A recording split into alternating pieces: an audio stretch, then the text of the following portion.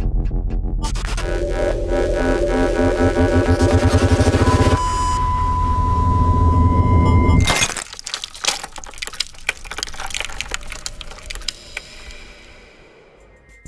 so welcome back to Black Mirror. This is what I'm calling Season 2.5, White Christmas. I do see Christmas specials as their own thing, so that's why I'm doing it now rather than waiting until the end of Season 2. It's nothing to do with the fact that it's sort of February and it's going to be even longer, honest. But it's a great episode. I love anthology pieces like Trick or Treats, VHS, less so the sequels. And yeah, I thought it was really great. From the get-go, there's this whole idea of something's maybe not quite right.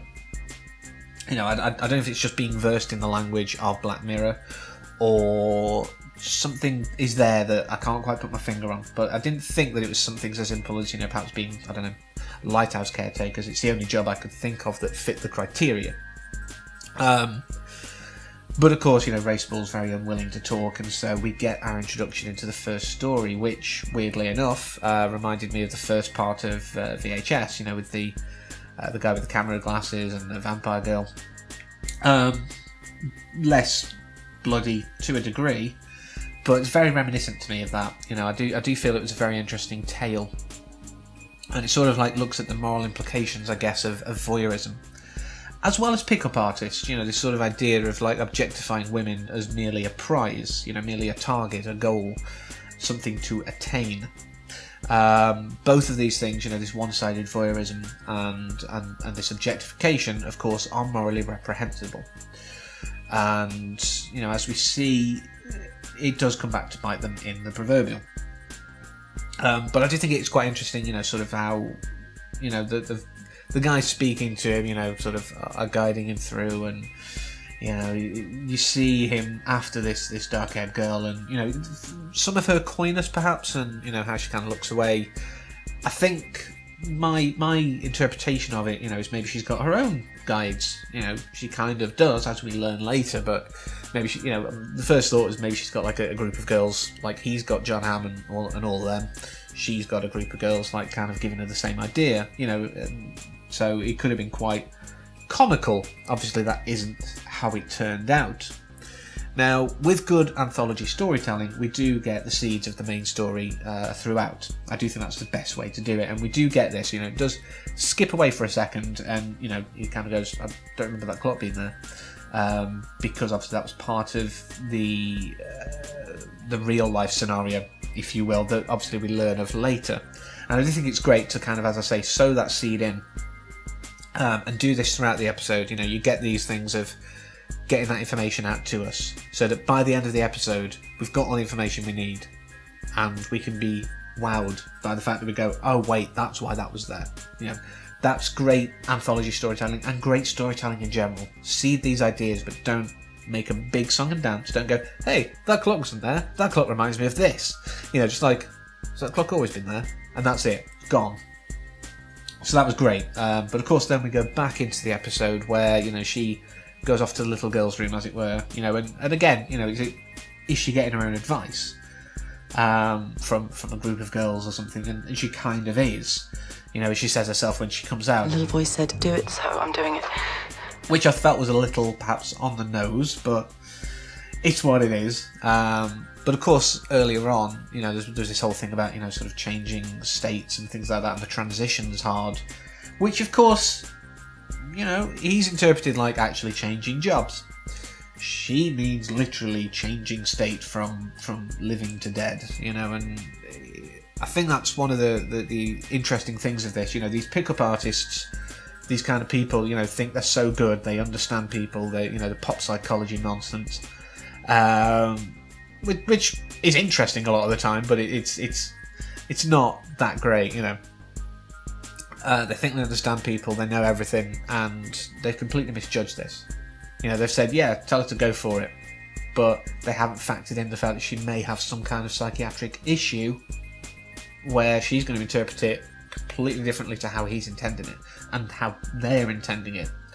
And of course, when we're back at her place, it does get quite unsettling, because she's like, all right, let's go, let's just do it before I lose my courage, which does happen. It does happen in these situations. and then sort of confesses that, like, yeah, I saw you talking to your own voices kind of thing, and felt that, you understood me, and if you say that we should do it, let's do it, and he's like, whoa, that's not what I meant, but she's not listening. It's like, no, they're not real. It's like, no, it's okay, it's fine, I understand, I believe you, they are real. Any situation, any person with, a psychiatric issue, we find it hard sometimes to find people who understand, to find people who know what it's like. People can sympathise all they want, and kind of go, oh, it must be awful for you. But someone who knows is like a rare diamond. And, we can often kind of glomp onto them, It's a shame, in a way, that we are so attracted, if you will, to each other in that sense. Like moths to a candle. But it does happen because it can be so hard when you think you're the only one ever, or the only one at least in your locality to feel like that. It's very hard, and you can understand her enthusiasm at finding someone who seems to have the same issues, and he's just saying, look, let's just go for it. Of course, that does mean that all the guys guiding and sort of watching, sort of have to destroy their equipment, including John Hamm, and obviously, he has the issue with his wife where he's blocked, and that's where we first see this blocking thing come in. Now, I've said it before and I'll say it again. I think Charlie Brooker has an unhealthy obsession with social media. Not in the same sense as some of the people, like, who Instagram their food and stuff, but he's got an obsession with how wrong it can be, and how it can be misused and abused. As I say, with this sort of blocking thing, and so, I suppose even like sort of streaming things to people using the ZIs and what have you. It's all part of that social media fear, I think, that he holds on to. But it's quite interesting to sort of see these threads going through. And these ZIs, sort of when we see Lacey at the end of Nosedive with the implants being sucked out.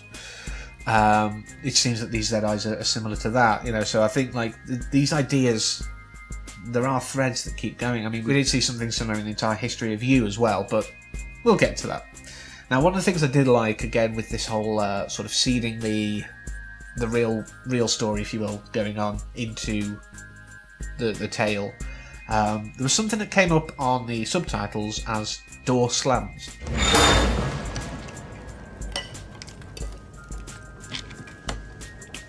And it sounded to me very much like, like in prison cells, the little shutter thing that they raise and lower to see the prisoner. It sounded like that to me. And of course, as we see later, that exists. Also, Merry Christmas.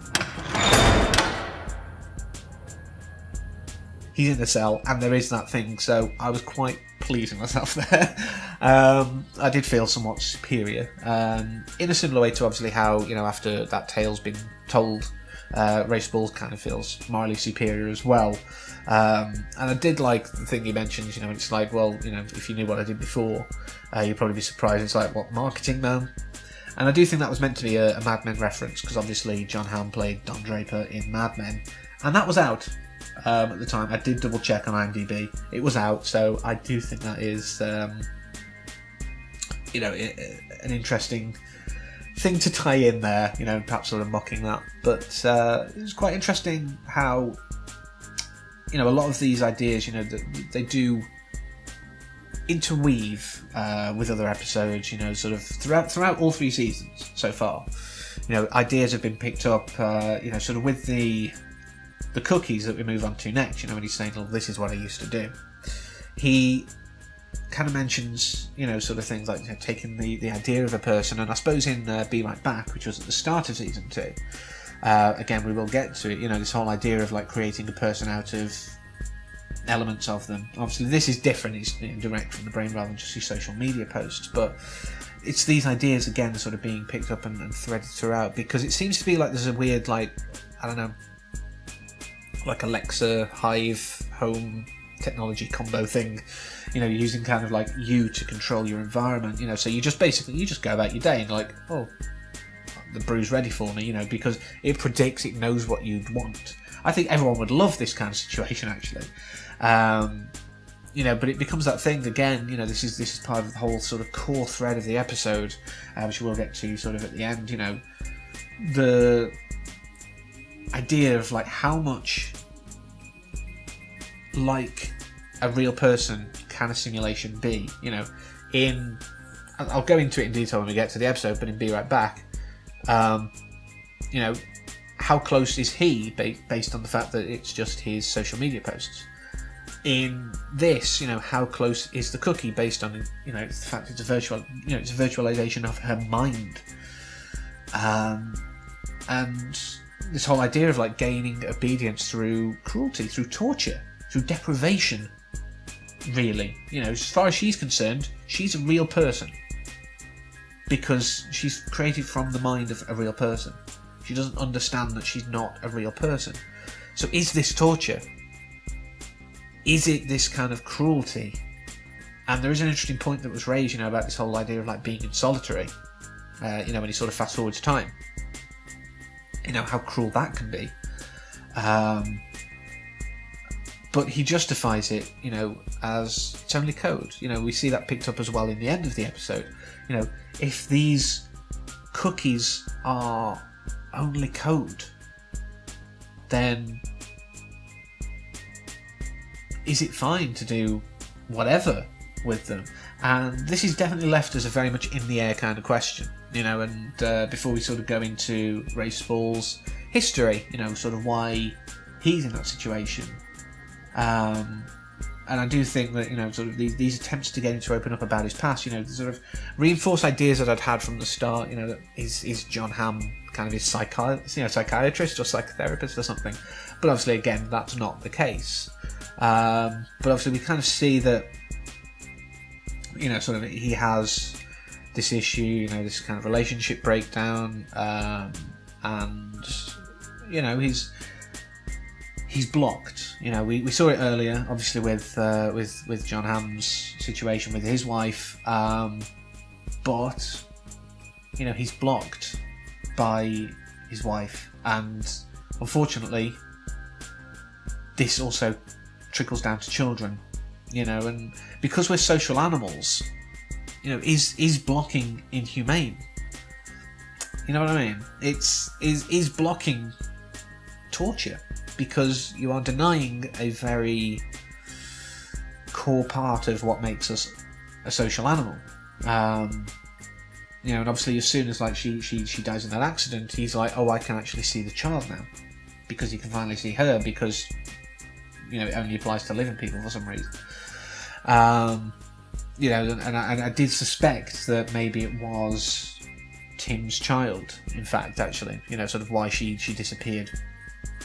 But quickly before then, you know, like the idea that, you know, the blocking kind of destroys the memories as well. You know, you sort of get, if I tried to remember someone who's blocked me, I would just get the fuzzy shape, and anything they said would just be that kind of muted, muffled sound.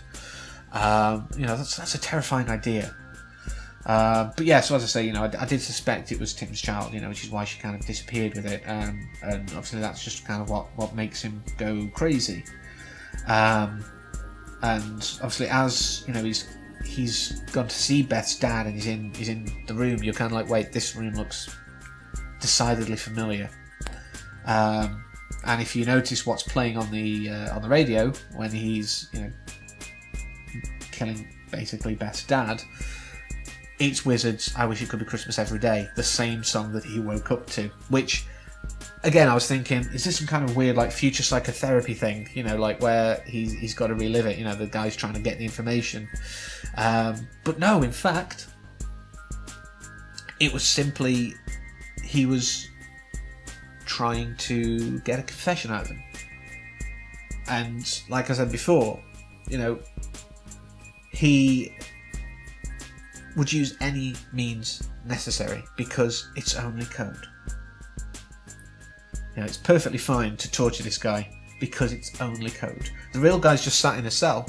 The real human being's fine. It's just sat there in a cell, not doing anything to anyone. It's fine. It's perfectly alive. The real human is not affected. So, morally, we're good, right? Because we've only tortured code. We've only tortured a representation of a psyche. We've only tortured a cookie. But is that fine? You know, and again, sort of the thread throughout, you know, we're sort of, I said I'll come back to it, So we're given the hows and the whys. Why is John Hamm doing this? Because he kind of messed up and got this guy killed and basically was doing something pretty morally reprehensible. How was he doing it? The cookies. You know what I mean? So we were given the how and the why, and at the end we kind of cemented it all together and go, that's why those stories needed to be there. We needed that information to understand what this ending is all about. And I just think it's really, you know, a good use of an anthology system. You have the A story, but your B stories really are telling you why the A story exists. I think it was a really great use of it. You know, and as I say, as long as he gets the confession, it's fine. And like, you know, at the end of the episode, we see him like, just change the time settings. Cranked him up to 1,000 years a minute. There's a proper sentence. Or do you want me to switch him off? No, leave him on for Christmas. and you can see the cookie version. He's tormented. You know, he's losing it every time he tries to destroy the radio. It gets recreated. It's torture. It's torturous for him, and it's horrific. But it's fine. He's only code. But we cross this line at the end. Obviously, you know, John Hamm's like, yeah, okay, you got the confession. That's fair enough. We'll let you go. But technically, you're a pervert, so you're going to be on the register, meaning you're blocked to everyone. That's a real person. I said before, blocking is inhumane because we're social animals, and you know it destroys memories. It's affecting your own actual brain. So we're social animals. How? I mean, you can order stuff online. That's fine. You know, he wouldn't be able to go to a shop because, you know, if you go to buy something, it's like, oh, can I have a pack of 10 fags? I don't know why I think he smokes now, but yeah, can I have a pack of 10 fags? You know, the guy in the shop would hear, so he'd be like, what? Which obviously he'd hear as, so he wouldn't be able to get anywhere. But yes, he could order online. That's fine. But where's his social interaction? He can't get it because videos of people will be affected. Photographs of people will be affected. The real people will be affected. He cannot interact with anyone. This would be torture. And, you know, yes, for what he's done, he should be punished. But is this proportional? And that's really, I think, the big question of the episode. What is proportionally acceptable? Both when it comes to a representation of a human being and when it comes to an actual human being. I think if we justify torture, really, to representations of people, it becomes a lot easier to justify it to the real people. And that's, I think, where this episode is at its most disturbing. You know, it's this whole idea of like, you know, well, if we outlawed guns, no one could shoot anyone. People who really want to do something bad will find a way. All they need is their own justification. So until next time, as always, take care.